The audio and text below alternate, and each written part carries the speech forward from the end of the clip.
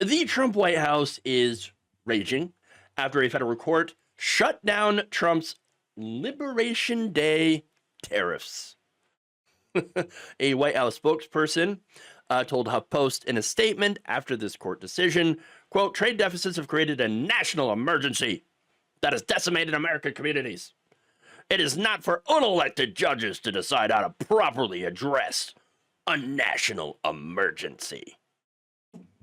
And after this, White House senior advisor Stephen Miller, Nosferatu himself, claimed in a post on X that, quote, the judicial coup is out of control. Judicial coup. It's a judicial coup, everybody. Judicial coup. Again, this is coming from people who supported an actual attempted coup on January 6th. Insane. Love it. But look, they're not happy with this recent decision from the U.S. International Court of Trade, which ruled unanimously that Trump's reciprocal tariffs are illegal and that the executive branch was overreaching, okay, beyond its authority in declaring an emergency. Here's what the judges wrote in their opinion. The worldwide and retaliatory tariff orders exceeded any authority granted to the president by the IEEPA to regulate importation by means of tariffs. That, decision also called for the levies to be, of course, vacated. So no more reciprocal tariffs, right? So now I want to get into the details of what led to this, because again, this isn't just the judges. There's a lawsuit, there's a court case that was all around this. And that case against the tariffs was actually started by a small business called Vos Selections. That is a wine company in upstate New York run by Victor Schwartz. And let me tell you what, the Schwartz was with him, okay, on this one. He told CNN that his businesses were, like many, were suffering under Trump's tariffs. Actually had suffered under the tariffs in the first Trump administration. And he's like, you know what? This guy gets back into office, tries to do this crap again. I'm going to fight back. All right, I've had enough of this. And you know what? He did. And he won. Now, it wasn't just him. He worked with lawyers from, get this, right, a libertarian advocacy group called Liberty Justice Center. Okay? I know. Sometimes libertarians make surprise allies.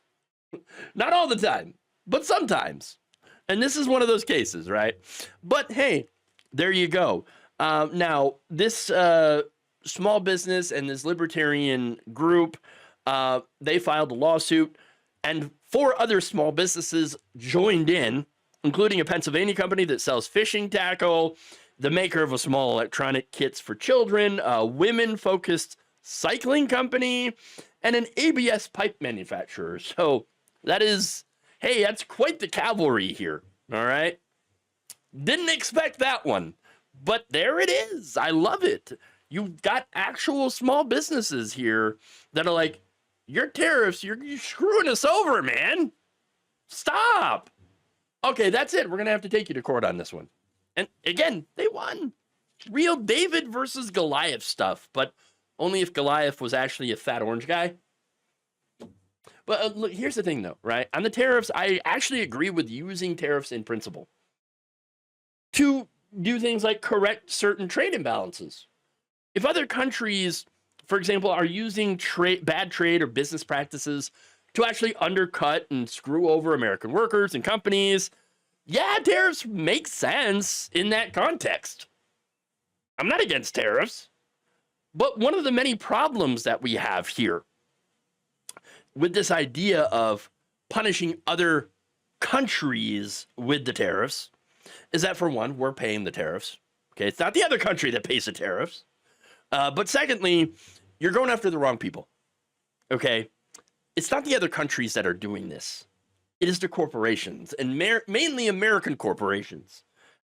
They send the jobs overseas, exploit workers in other countries, China, India, Vietnam, etc., and then reap massive profits when they sell things here in the United States after marking it up, a huge markup. Okay, that's what's going on here.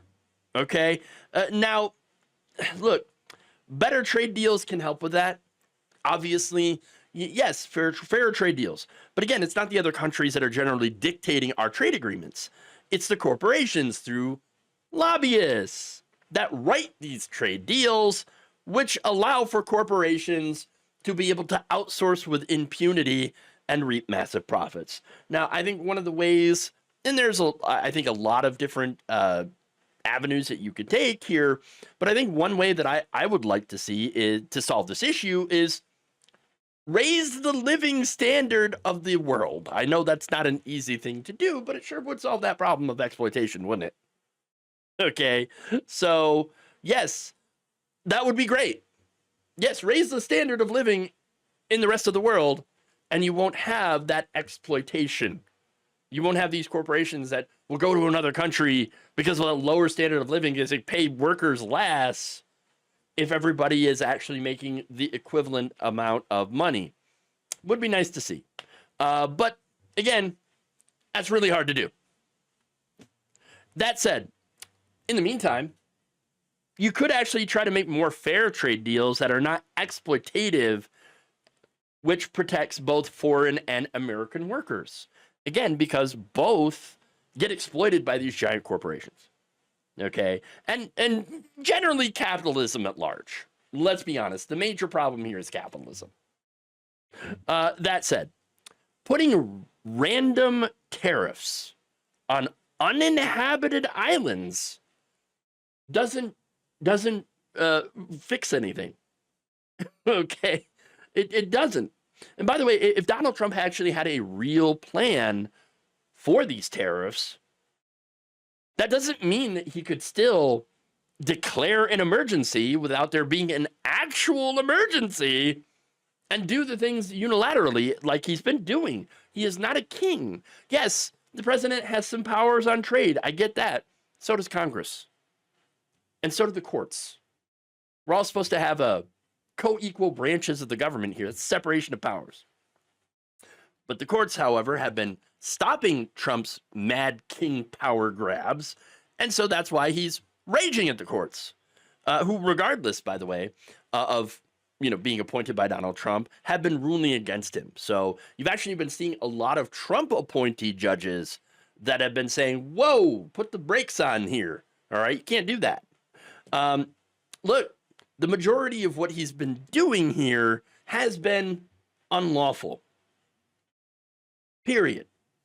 Now, that said, in the face of all of that, what has Donald Trump been doing? Basically showing his impotence on this issue. All right?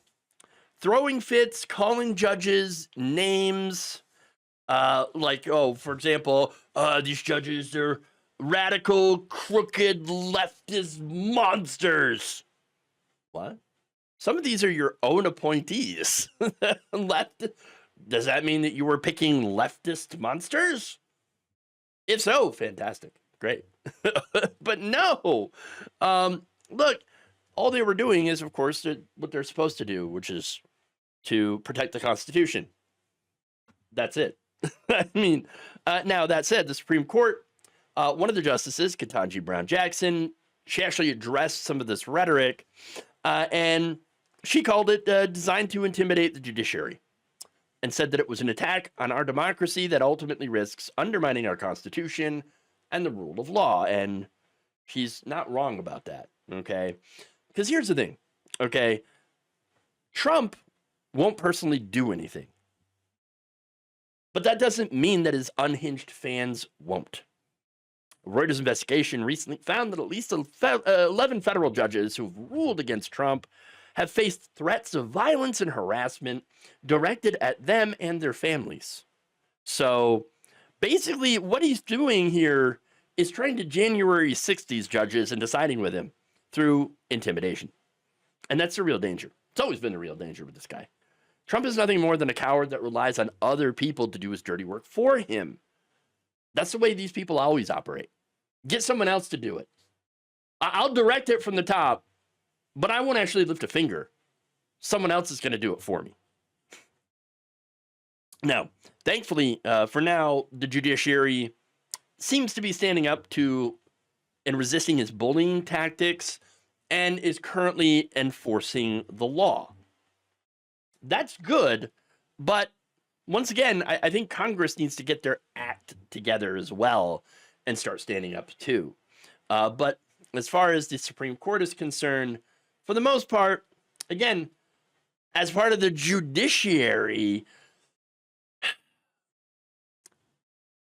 again, what the lower courts are doing right now in ruling against this criminal administration and what they're trying to do, these power grabs, what they're doing is far more than what the Supreme Court is doing. And so, I mean, that's another big problem here that we have is the Supreme Court, the conservative Supreme Court, still doing all they can to protect the guy that they gave immunity to. Thank you for watching. If you enjoyed this video, please like, share, subscribe, hit the bell icon in order to get notified whenever a new video is released.